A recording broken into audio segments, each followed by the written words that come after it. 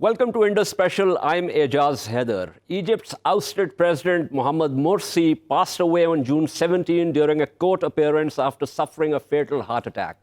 He was also the only democratically elected president of modern Egypt, but was ousted in a military coup in less than a year after he was elected president through popular vote. What makes Morsi's death shocking is that, according to one UK parliamentarian who investigated Morsi's treatment last year at the request of his family, that it was entirely predictable and we predicted it. The report on Morsi's treatment warned that the conditions in which he was being held might amount to torture and that without urgent medical assistance for his diabetes and liver disease, the damage to his health could be permanent and possibly terminal. At one point, he reportedly slipped into a diabetic coma while in custody. Egyptian prisons are notorious for inhumane treatment of prisoners, including political prisoners. In fact, Egypt's prisons were one destination for rendition by the US intelligence agencies. The process was detailed in a 2007 film by Gavin Hood, which starred Meryl Streep, Reese Witherspoon, and Jake Gyllenhaal. Since his 2013 coup and the massacre of over 800 Morsi supporters in Rabat, General Abdel Fattah el-Sisi's dictatorial regime has imprisoned over 60,000 Egyptians who suffer the same conditions as the late Morsi did. There's absolute impunity and no accountability. Not one security forces personnel has faced trial for the Rabat atrocities. Meanwhile, the UN Human Rights Office on Tuesday said the investigation should encompass all aspects of Morsi's treatment during nearly 6 years of his incarceration. Concerns have been raised regarding the conditions of Mr. Morsi's detention, including access to adequate medical care, as well as sufficient access to his lawyers and family, UN human rights spokesman Rupert Colville said in a statement. He added the investigation should be carried out by a judicial or other competent authority that is independent of the detaining authority and mandated to conduct prompt, impartial, and effective investigations into the circumstances and causes of his death. Turkey's President Recep Tayyip Erdogan has already hit hard at the Egyptian president, calling for a probe involving the OIC, and said that he did not believe that Morsi died a natural death. The irony is that Morsi was not the first choice for the Muslim Brotherhood to run for president. He reluctantly accepted to run after the frontrunner was disqualified under election laws to run for the president. To discuss Morsi's death, the current political climate in Egypt, and how and why the dream that began at Tahrir Square went sour, we are joined by Professor Bessma Momani, who teaches political science at the University of Waterloo in Canada, and Michael Arnold, who is a PhD candidate in Arab and Middle Eastern history at the American University of Beirut, but is currently based in Istanbul and also works as deputy researcher at the TRT World Research Center. Professor Momani, if I might begin with you. One of the things that was talked about, when the Arab Spring started, was that this was the beginning of a new era. Subsequently, we've seen that promise or that optimism was misplaced, and we are back to square one. So, in a way, quite apart from the personal tragedy of the way President Morsi died, it's also reflective of the overall political situation in Egypt, as also in other states in the greater Middle East. Would you agree with that? Somewhat. I mean, I don't think that the Arab Spring, being a cultural and social revolution is over. On the contrary, I think the awakening that it has brought to the Arab masses is still very much real and alive. It takes place in what academics call everyday protest. It's an everyday defiance against the regimes. It's not to say that life is easier now. No, on the contrary, the deep state has come back, and we do see, in fact, more repressive laws and measures than a decade ago. But I still think, in the essence of the young generation that was awakened by the desire for more accountability, meritocracy, cosmopolitan identities, all of that is still very much alive and well. And I think it's now going to take a very different form of revolution to eventually see change in those regimes. And to the broader point of, how this affects the region, I think Egypt is symbolic. It has been historically when it comes to the Middle East. It is the most populous Arab country. 1 in 4 Arabs are Egyptian.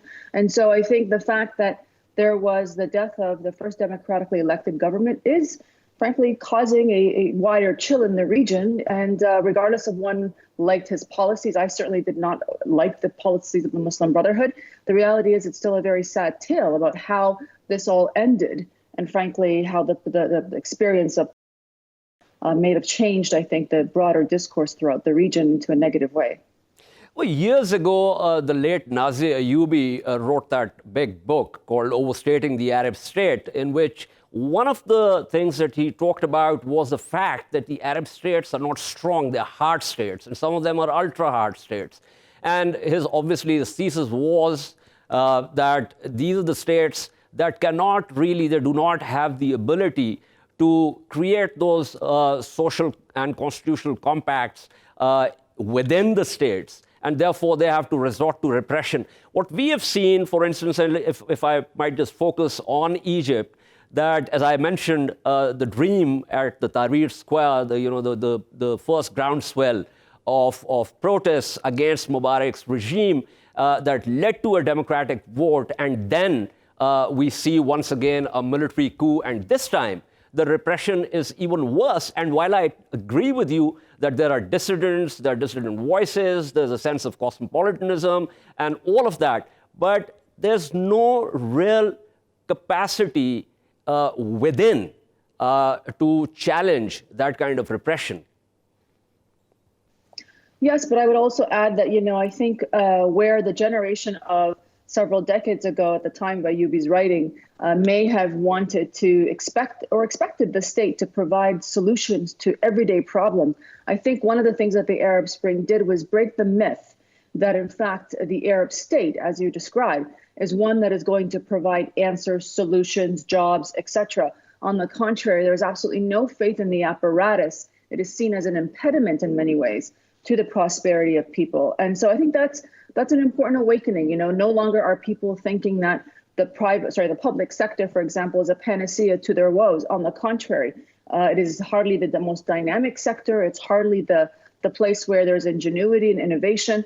And I think that is a sign of the frustration of many young people in particular, but not certainly just young people, that the Arab state, as you described, is basically bankrupt, both frankly in terms of ideas, in terms of authority, and increasingly in terms of policies. Okay, that's a very interesting point. Let me hop across to Michael Arnold. Michael, so if the state is bankrupt, if it's without ingenuity and without any new ideas, as Professor Momani is saying, and I largely agree with her, nonetheless, that's the only framework in and through which even those that are opposing the current configuration of the states have to move in and have a certain political course of action. And it is also in and through that framework that they can actually, if at all, at some point, capture power and change the nature of the state itself.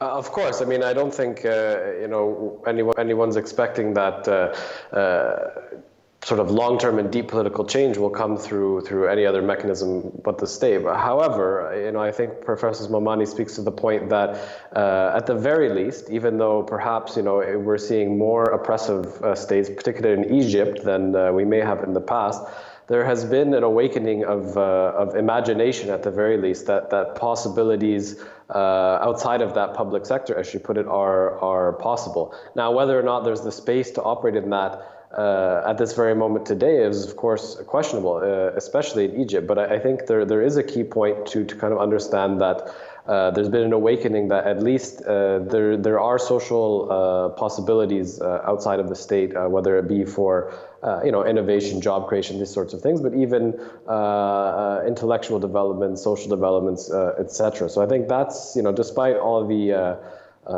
negativity and darkness that has come since 2011, I think this is one of the bright spots. Michael, what's your sense? Of course, hindsight is 2020. But if we go back to the second round of protests that were essentially against Morsi's government and led by the secularists, do you think that if they knew at that point, and I think some of them actually did, would they still have gone about it in the way that they did, considering that it resulted in a military coup and essentially all the gains of the first groundswell of uprising were basically lost. Yeah, I think your point there is strong. That certainly some of them knew. I would also question the organic character of those protests. So one commentator described Egypt at that time as being sort of the most free that it had ever been in those moments, and I think there's a lot of truth to that. But what comes along with that as well is a lot of uncertainty.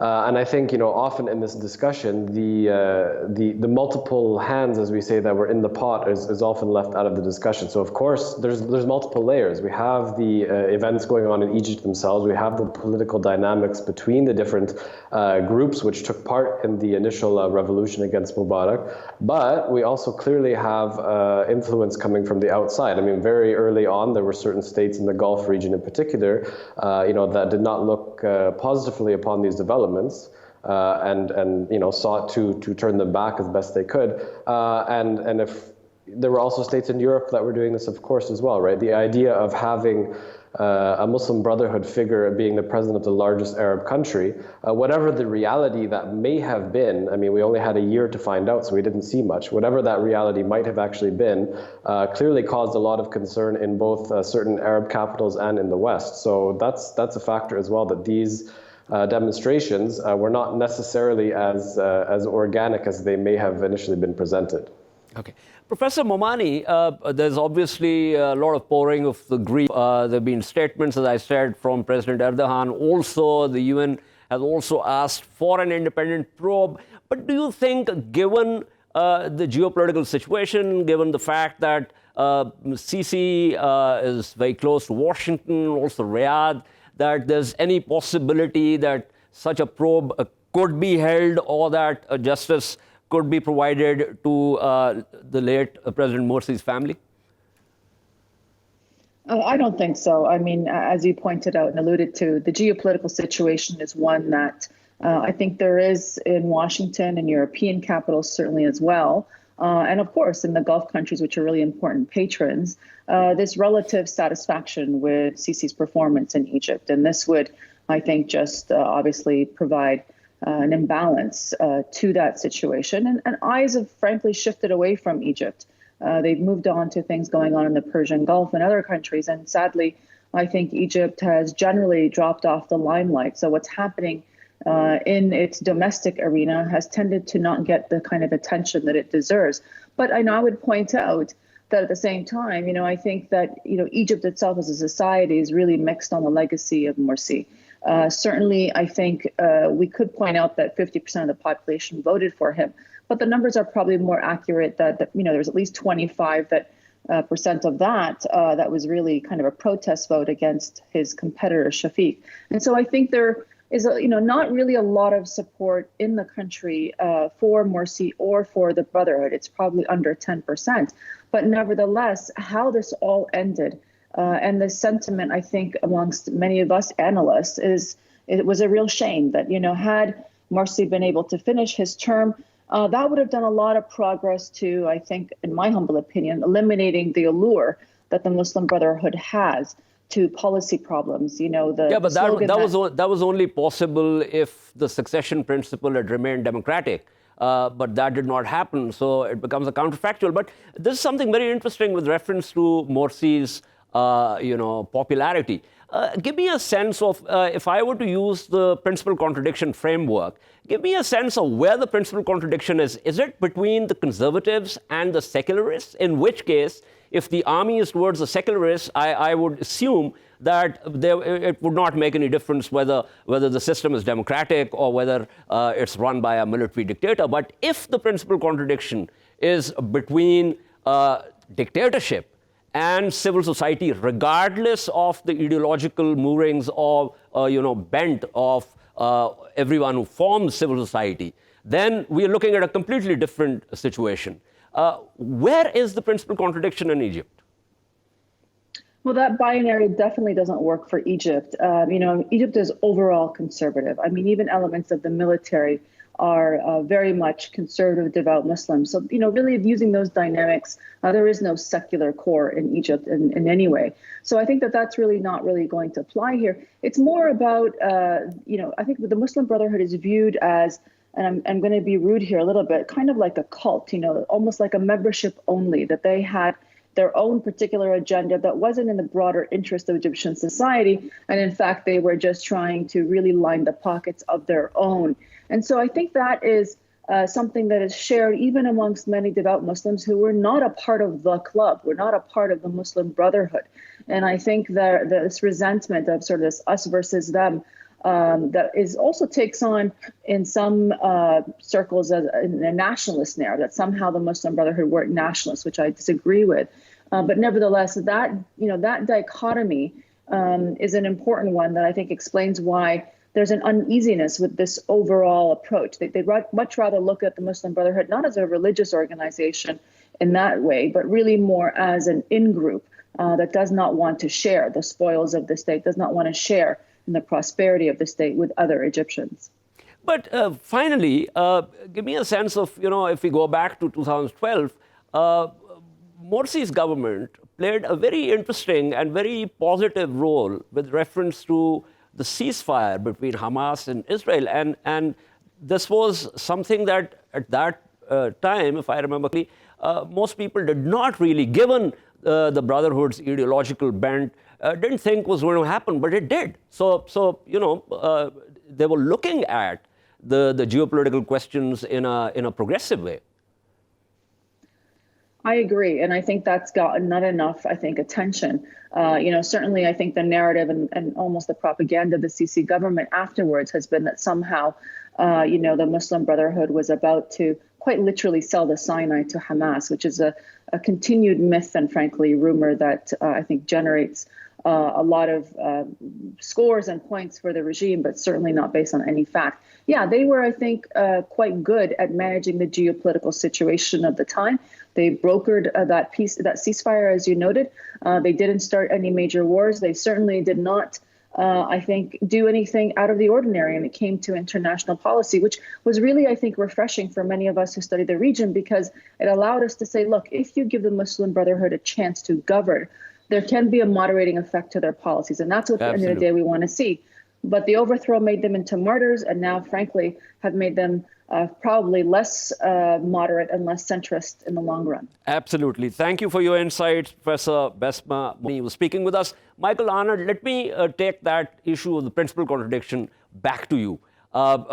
Professor Momani said that generally the Egyptians are conservative, so this does not perhaps apply to it. But I do think that if it doesn't apply to Egypt in that way, then the principal contradiction should be between the civil society and the military. But that's not what we witnessed during the second uprising, which was the protest against Morsi's government. Yeah, absolutely, and I think this speaks to the nature, in many ways, of each state case is individual, but the nature of the civil-military relations in many Arab states. In Egypt, in particular, the military was often seen by all different or many different aspects of Egyptian society as the only truly national institution. Versus, of course, the police or the security forces from the Interior Ministry, who were, seen to have their particular political loyalties. The military, at least, was perceived to be sort of the one institution that actually represented all Egyptians. So definitely, I mean, that kind of break between military and civil society, or that contradiction, you didn't see in that second uprising whatsoever. Yeah. Thank you so much, Michael Arnold. Thus, we're also joined by Patrick Henningsen, who's the executive editor, 21st Century Wire, and he's joining us from Plymouth in the United Kingdom. Mr. Henningsen, given President Morsi's passing away, and the fact that the UN has also called for an inquiry, as has President Erdogan. But do you think, given the geopolitical situation, given the fact that Sisi is very close to Washington, also Riyadh, that there's any possibility of an independent probe happening? Certainly from the UN side, I would expect that there should be, and I expect there would be. So that would be sort of outside of any political interests of the United States, hopefully, and other countries in the region. But anytime this happens, clearly this is a massive tragedy and potentially a grave miscarriage of justice.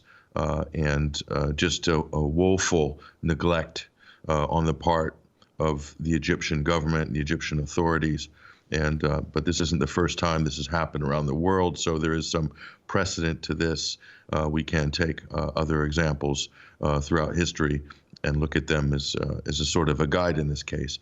But in terms of the overall politics, I don't think this is as tragic as it is. It's not going to weigh heavily on Washington's calculus at the moment. Only if there is some kind of popular uprising that resulted from this, which could happen in Egypt, and so then it would become a point of interest for Washington and its allies. But as it stands now, the priority for Washington is geopolitical stability, and certainly Washington would agree, as its ally in Tel Aviv prefers the current setup, regime, as it were, in Cairo.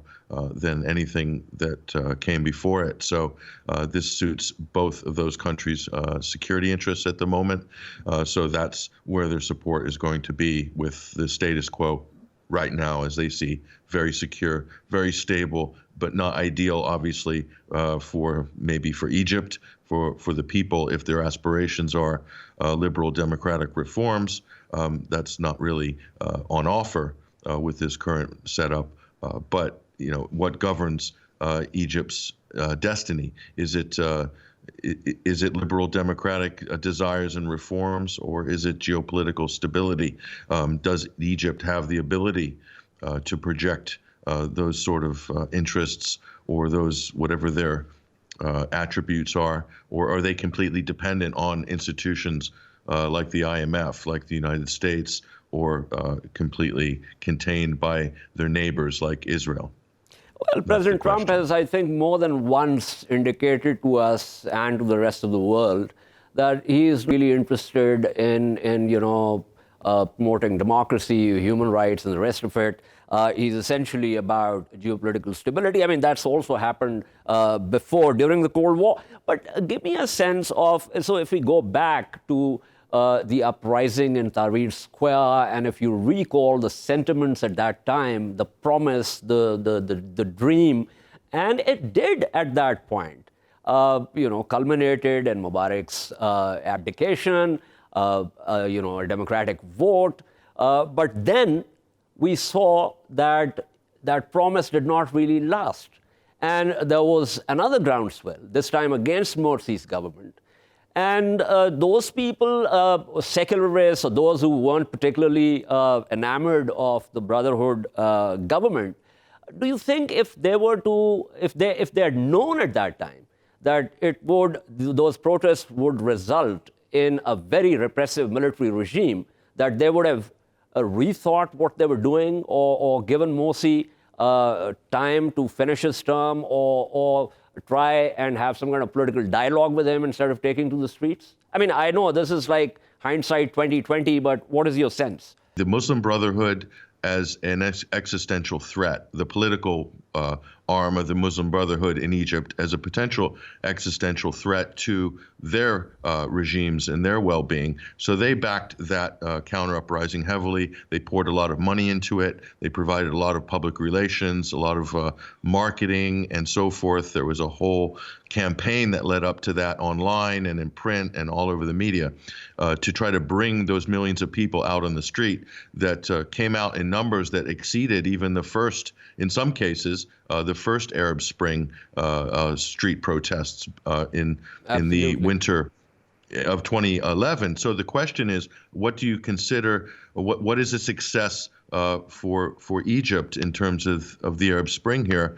And so the Muslim Brotherhood were able to capitalize on the political situation at the time in order to assumed power. They were much better organized, much better in terms of building coalitions, especially out in the rural districts. But the problem was that was their strength. Their strength was being able to get elected, to master the system of democracy, to mobilize grassroots support. But once in power, they inherited essentially a dead economy. Egypt has huge structural problems in terms of collecting taxes, in terms of their balance of payments, in terms of their export balance sheet. So they were never going to be able to deliver what was promised, this kind of utopia. In that sense, the Arab Spring was a negative thing in how it was hyped up, because the expectations were completely over-egged to the point where it was very easy for outside powers to come orchestrate, in. Yes, to orchestrate, and that's a very interesting point. I'm sorry, this is all the time I have for this segment. Thank you so much, Patrick Henningsen, for speaking with us. We shall take a short break and resume to discuss Sino-US relations, the meeting between Presidents Trump and Xi Jinping at the G20 summit in Osaka. Stay with us.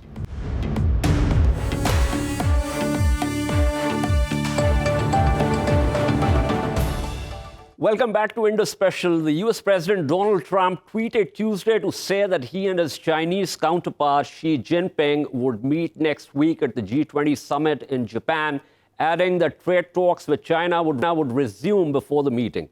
The Chinese president, meanwhile, told Trump he was willing to meet and agreed that the two sides should keep their communications open. According to Chinese state media reports, the meeting's confirmation, the restarting of talks, were the first positive development since trade talks between the two countries collapsed in early May, with Trump threatening to slap tariffs on all Chinese imports. On Tuesday, Trump also tweeted that he had a very good telephone conversation with the Chinese leader. The Chinese state broadcaster CCTV emphasized that Xi had agreed to the phone conversation at Trump's request. It seems that President Xi does not seem to come across as too eager in talking to Mr. Trump. To discuss how effective the meeting might be, we have with us Einar Tangen, who analyzes political and economic affairs and is joining us from Beijing. Ambassador Mathew Bryza, who is a former U.S. diplomat and joins us from Istanbul. Ambassador Bryza, give me a sense. I was going through various reports. And it seems that this trade war, since the administration has actually asked people to give their input, it's getting an earful. And, the retailers and others in the U.S. are saying that this round is very different from the previous tariffs, which were mostly on industrial goods. And so they didn't really impact the general public. But these would. What's your sense?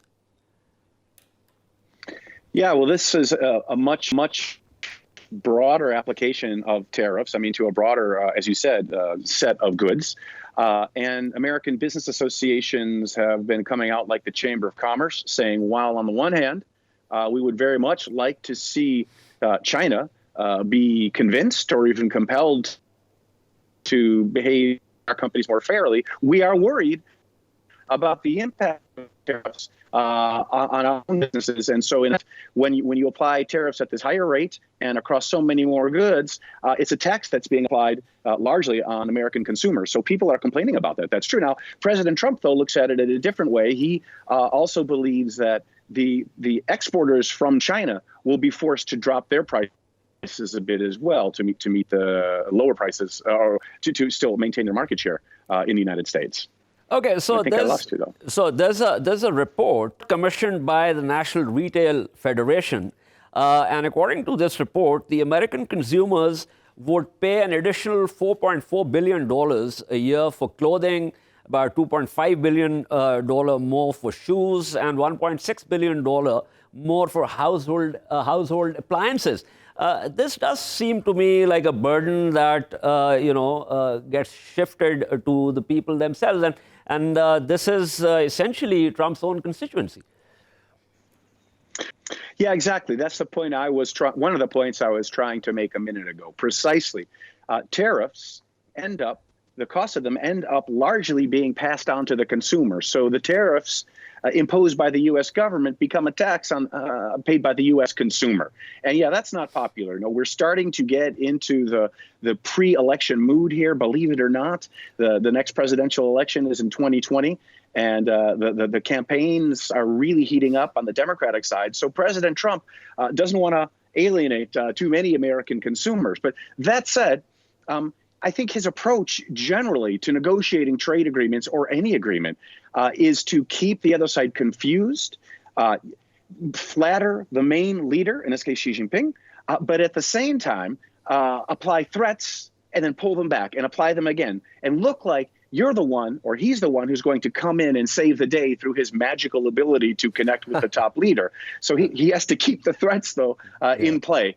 And there's only so many times that the U.S. president can play that game with the Chinese. And in the last week or so, the Chinese government essentially has come out and said, stop it. You know, we can't negotiate seriously with you under threats. Stop the threats, please. There's another issue here, which is that increasingly the percentage of exports, I mean, the earnings for the Chinese from their exports are coming down because just like the United States, it's the domestic demand which is rising up and is becoming the bulk of the revenue for the businesses. So that also is something that has to be kept in mind in terms of what President Trump wants to do with this whole tariff thing.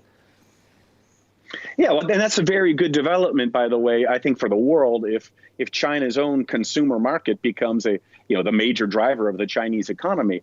And at the same time, as I was saying in the beginning, yes, I do think that Chinese exporters also will pay part of the cost of these tariffs because when they're exporting their goods to the United States, if the price is forced up by a U.S. tariff, they still have to fight for the U.S. market. So those Chinese companies will probably reduce the price of their goods sent to the U.S. a bit, but not nearly enough to cover the full tariff. So the rest of the tariff will be paid by U.S. consumers. Absolutely. Mr. Tangen, what is your sense of where these talks will be? 11 rounds haven't really gone anywhere, but apparently analysts now seem to think that, and just as Ambassador Bryza was saying, that this is President Trump's way of doing certain things, and at the very end, he'll probably come up with something else, say, I've got a magic wand, and here I've got everything resolved. So do you get the sense that this time the round of talks is going to be more productive? No, unfortunately, I don't. And I would have to disagree with the ambassador about the Chinese being able to absorb this on their side. The issue really here is that there are no readily made other sources for a lot of these goods. So American consumer is going to bear the brunt. It's about $2,000 per family. Remember when the government shut down last year, they were saying 40% of the people didn't have $400. Taking $2,000 out of the average American household is going to mean a very cold and very nasty Christmas. I don't think that's something that Trump wants. It's certainly not something the retailers want. And in terms of China reducing prices, a lot of people don't understand. Chinese companies don't operate on the 12 to 15% margin that Western companies do. They operate on large orders, but 2, 3, 5, 6% margin. 6% is a very good margin. You cannot come down on that. So this is just the reality on the ground. It's fine to say that Donald Trump is going to get some sort of leverage on this, but the truth is it's not working. This whole big stick diplomacy that he's using to batter not only China, but Russia, his neighbors, his allies, basically everybody is just turning most people cold. You're starting to see some reaction to that. But he also seems to make these faces, he begins with a stick, but then turns around and, does something totally different. I mean, that's what Ambassador Bryza was talking about, essentially. Yeah, well, it sounds good, but the fact is that in business and politics, predictability and reliability are absolutely key. And Donald Trump can't be seen in any of those two camps. He is not somebody where you know where he's going. He floats, even on one day, he can float from one side to the other side of an issue. He backtracks. He has reneged on contracts and agreements, everything from climate accord to nuclear missile treaties. So he's not somebody that you have a high degree of reliability, even if you do manage to come to some sort of agreement. Look at Mexico and Canada.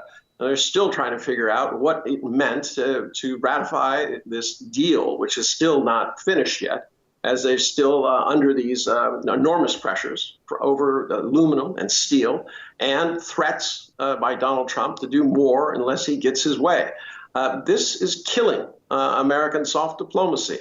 And I'm surprised. I would, be interested in the ambassador's sense of this, as he, of course, is in touch with other diplomats and how they would view what here in Beijing we see as a very, very difficult situation. That's exactly what I asked the ambassador. Ambassador Bryza, this is not a very good reputation to have for any president, much less for the president of the United States. That there's a lot of ambiguity, a lot of uncertainty, sort of, vacillates from one position to another, and therefore loses this entire thing about being reliable. And as Mr. Tangen said, he's also reneged on a number of contracts and also multilateral deals. Do you think this is something that actually hurts the U.S. interests? Yeah, I do think it hurts the U.S. interest. And I agree entirely with Mr. Tangen, with everything he said. I don't mean to be boring, but I unfortunately totally agree. And I spent, my entire diplomatic career trying to build up predictable, repeatable patterns of cooperation between the U.S. and its friends to tackle whatever problem there is. And the way I was raised, probably all of us on this broadcast, we were raised in this post-World War II era where all the world's countries are trying to find ways to work together. That's why we have the United Nations. That's why the United States helped to form NATO. We have always felt in among my diplomatic circles that, for example, the European Union is a very good thing because it's a way to use predictable rules-based behavior to end centuries of conflict between Europe's great powers, between Germany and France, and between even further back, France and the United Kingdom. So what President Trump is trying to do is to destroy that entire rules-based system that the United States largely designed and built after World War II, because global cooperation, we've always thought, is in the U.S. national interest, because we're all better off. President Trump behaves more like a sort of wise guy, as we say in American parlance, almost like a gangster from New York City, who, well, his business was a rough one, right? I mean, property deals in New York City require a lot of, shall we say, finding common ground with unsavory people. And so he uses very rough tactics. That's what he learned. He wasn't raised in the realm of diplomacy. But just to add a bit of levity here, I was watching Robert De Niro on Stephen Colbert's late night show, and that this whole thing about his being the sort of gangster thing came up, and De Niro said, well, he tries to act like that, but frankly, even the gangsters have morals and some code of conduct, which he doesn't have.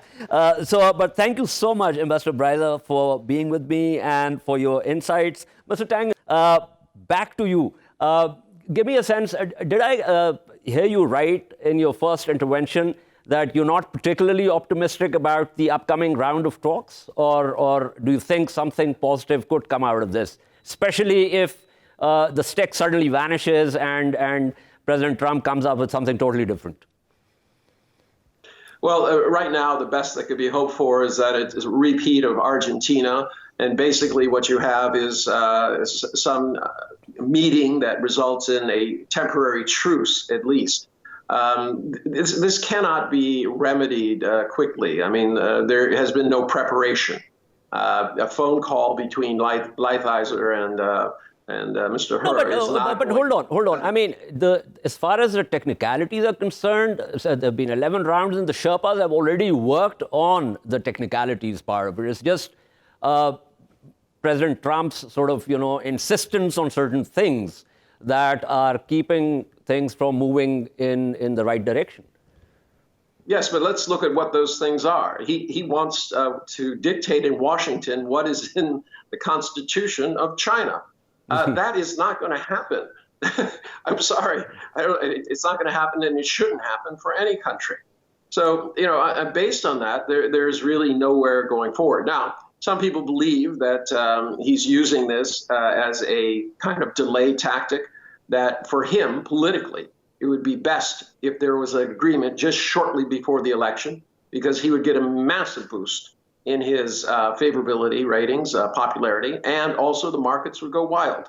So if that's his tactics, maybe we're looking at perhaps a little less than a year from now, he might soften up, take whatever he can get on the table, and then declare victory. But as of right now, no, there's no chance. She is prepared just to talk about broad level strategic issues. He's not going to be pushed into some sort of hot room and grilled and said, either you give me what I want or I slap 300 billion on you. Trump is a wannabe gangster, but he doesn't play it well. And as I said, De Niro said that even the gangsters have a code of conduct. But we are also joined by Mr. Joseph Chang, who's a professor of science, joins us from Hong Kong. Professor Chang, what is your sense of the upcoming round? I mean, there have been 11 rounds. They didn't go anywhere. Technicalities have been discussed. But there is President Trump's demands, some of those demands that he wants to, is insisting on.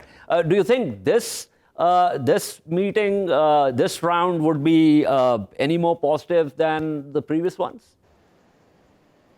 Well, I think both sides understand very, very well that the Sino-American competition is long-term and structural. They are competing for global leadership in the period of 20, 30 years ahead, and technological superiority is the key to this competition.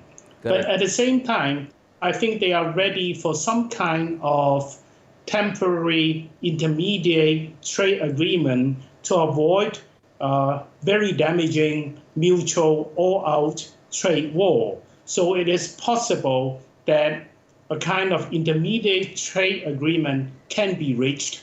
However, I think on the part of the Chinese side, there is a worry that Donald Trump is too keen to preach his superiority, his strong position, and the Chinese leaders are very concerned that they should not be seen to be too weak in dealing with the United States, and this is bad for the legitimacy of the regime domestically. That's a very interesting point, Professor Chang. Give me a sense of what kind of, so when you say an intermediary kind of arrangement, I'm assuming some kind of modus vivendi here, but what could be the possible shape of this? I mean, you also talked about technological superiority. We know what's been happening with the Huawei, thingy.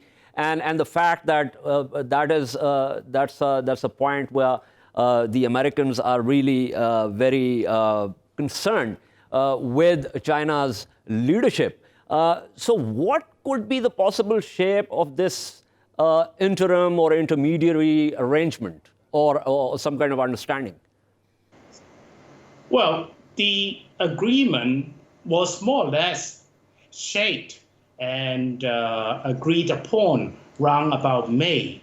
But suddenly, the Chinese authorities would like to backtrack a bit, and then President Donald Trump exercised certain brinkmanship and imposed the tariffs on the extra 200 billion of imports from China, and that derailed the negotiations a bit.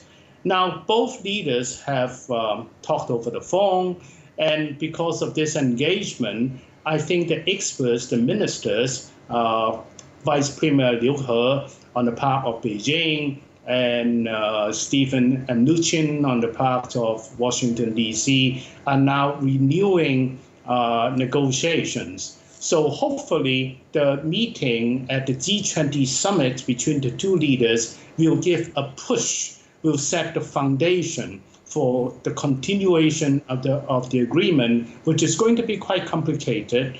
But you do not expect an agreement to be concluded during this rather brief meeting in Osaka. Okay, let me take this to Mr. Tangen. Mr. Tangen, do you agree with what Professor Chang is?